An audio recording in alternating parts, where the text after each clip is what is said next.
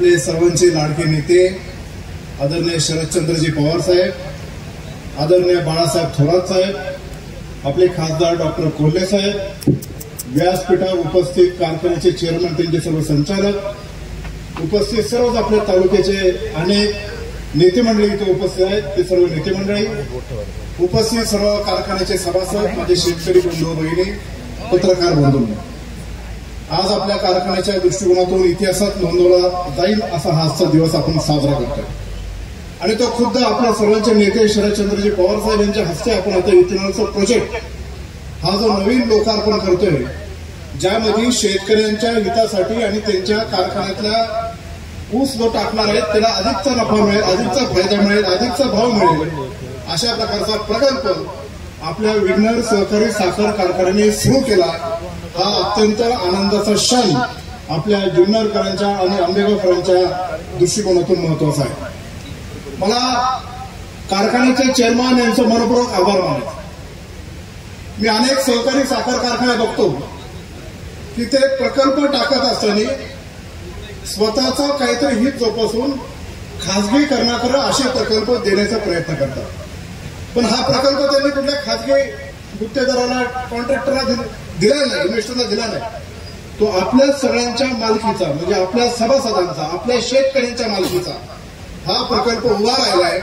याचा निश्चित प्रकारे संचालक मंडळ आणि चेअरमनचं आपला हे कौतुक केलंच पाहिजे. आज पवार साहेब इथे आले, मोठे आशेने आपले जुन्नर तालुक्याचे सर्वसामान्य शेतकरी साहेबांच्या कडे पाहतोय. शेतकरीच्या विवेचनेत आहे त्याचा उसारता उल्लेख आपल्या चेअरमन साहेबांनी इथे केलेला आहे. पण मला निश्चित प्रकारे आपल्याला सांगायचं की आपल्या जुन्नर तालुक्याच्या सगळ्यात जास्त वैभव काय असेल तर आपल्या जुन्नर तालुक्यामधील धरणं आणि त्याच्यामध्ये असलेलं पाणी. हे जे पाणी आहे, यंदाचं वर्ष दुष्काळाचं जरी असलं तरी यंदाच्या वर्षी आपल्या जुन्नर तालुक्याच्या हिताच्या दृष्टिकोनातून आपल्याला पाणी कसं टाकता येईल या बाबतीतचा निर्णय यंदाच्या कारभार सल्लागार समिती आणि पुढच्या उन्हाळ्यापर्यंत पूर्ण असा ठरवला आहे. पण पुढच्या वर्षी पण दुष्काळ असं अंदाज असं वर्तवलेला आहे. म्हणून पुढच्या वर्षी पण अजून आपल्याला अत्यंत काटकसरीने कशा पद्धतीने पुढे पाण्याचा वापर करता येईल हा आपल्या समोर सगळ्यांचा खूप मोठा प्रश्न आहे. हा पाण्याचा वाद हा कुठल्या राजकीय पक्षाचा नाहीये. या पाण्याचा वाद हा आपल्या धरणाच्या शेजारचे असणारे गावं आणि खालचे जे जिल्ह्याचे लोक असतील त्यांच्याबरोबरचा हा निश्चित प्रकारे हा वादाला आपल्याला भविष्यात सामोरे जावंच लागणार. म्हणून जुन्नर तालुक्याची ही सगळी पक्षाची व्यासपीठावरची नेते मंडळी आहे, हा एकत्रितपणे आपल्याला काहीतरी ठोस भूमिका, ठोस पाऊल उचलून या पाण्याच्या संरक्षण जोपर्यंत करत नाही तोपर्यंत आपल्या शेतीला पुढच्या 1-2 वर्षांमध्ये जे काही आपल्याला कुठलाही पीक असेल, ऊसापासून इतर नगदी पीक असेल, याच्याकरता आपल्याला खूप मोठ्या कठीण प्रसंगाला सामोरं जावं लागणार. आपला जुन्नर तालुका हा छत्रपती शिवाजी महाराजांचा जन्मभूमी म्हणून ओळखला जाणारा जुन्नर तालुका आहे. आपला जुन्नर तालुका यामध्ये 7 गड किल्ले हा इतिहासाचा तालुका आपल्याला ओळखला माहिती आहे. अष्टविनायकचे 2 गणपतीचे देवस्थान आपल्या इथं आहे. आपल्या तालुक्यामध्ये या जगात कुठेही नाही साहेब असे 319 लेण्या फक्त ह्या जुन्नर तालुक्यामध्ये ओळखल्या जातात.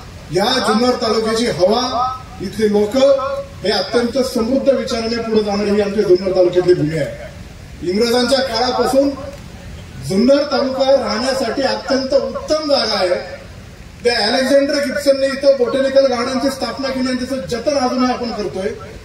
असं चांगल्या या हवामानामध्ये कृषी प्रधान आपल्या तालुक्यामध्ये निश्चित प्रकारे भविष्यामध्ये दूरदृष्टीचा नेता आणि पुढे जायचं असेल तर शरदचंद्रजी पवार साहेबांशिवाय आपल्याला पुढे जाता येणार नाही हे निश्चित प्रकारे आपल्या सर्वांना सांगायचं. आपल्या जुन्नर तालुका आणि परिसरातल्या पाण्याच्या बाबतीत आता इथं मागे आमची चर्चा झाली. देवदत्त निकम साहेब बोलले की 10 पटीने आपल्या पाणीपट्टीचा दर MWRRA संस्थेने वाढवला. MWRRA संस्थेने ते 10 पटीने दर ही शासनाकडे शिफारस केली, शासनाच्या माध्यमातून त्याला ऑर्डर मिळाली. पण आता या शेतकऱ्यांचा सगळ्यांचा आपला तुमचा एक लोकप्रतिनिधी नात्याने शासनाकडे ते सादर केलेलं आहे आणि येत्या काही दिवसांमध्ये तो 10 पटीचा दर कॅन्सल करून आपला जो पूर्वीचा 1 पटीचा दर आहे तो लई दुपटीने करून हा आपला पाणीपट्टीचा विषय हा येत्या काही दिवसामध्ये निश्चित प्रकारे मिटेल एवढं या निमित्ताने मी आपल्या सर्वांना सांगू इच्छितो. काल राजमाता जिजाऊ माताची जयंती संपन्न झाली.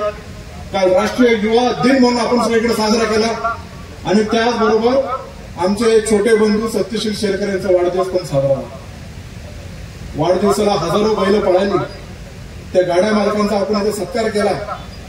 निश्चित प्रकारे सत्यशील दादांनी पुढच्या दृष्टिकोनातून एक चांगल्या प्रकारे कारखानदारीच्या माध्यमातून चांगलं कार्य करावं हा विश्वास आपण सगळ्यांनी मिळून त्यांच्यावर टाकला आणि तो सार्थक करण्यासाठी पुढच्या दृष्टिकोनातून त्यांनी कार्य केलं पाहिजे. कालच पवार साहेबांच्या बातम्या आपण पेपरला वाचल्या की सीबीजी युनिट म्हणजे सेंट्रल कॉम्प्रेस्ड बायोगॅस युनिटचं प्रत्येक कारखानदारांनी केलं पाहिजे. कारखान्यामध्ये त्या अनुषंगाने त्या वेळेला जर बदल केला नाही तर कारखानदारी अशी अडचणीत येते. पण आपल्या कारखान्यात तेव्हा तो बदल केलेला आहे. सीबीजीचं युनिट पण आपल्या कारखान्याच्या माध्यमातून चालू करतात असं मला मगाशी एमडी साहेबांनी सांगितलं. तर माझी जी विनंती असणार आहे की कुठल्याही प्रकारचं खासगीकरण न करता कारखान्याने स्वमालकीचं सीबीजीचं युनिट भविष्यामध्ये आपल्या कारखानदारीचं आणि आपल्या सभासदांचं हित जपासून कारखान्याने ते सीबीजी युनिट चालू केलं पाहिजे. हे आमचा सगळ्यांचा मानस आहे असं मला निश्चित प्रकारे इथं सांगायचं आहे. आम्हाला सर्वांना इथं आमंत्रित केलं त्याच्याबद्दल चेअरमनचं आणि त्यांच्या संचालक मंडळाचा मनपूर्वक आभार मानतो.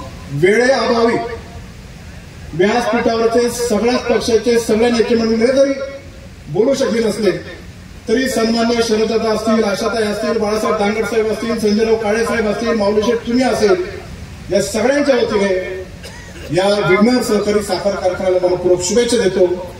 वल्लभशेठ बेनके साहेबांच्या वतीने मनपूर्वक शुभेच्छा देतो आणि माझे 2 शब्द संपवतो. जय हिंद, जय महाराष्ट्र, जय शिवराय.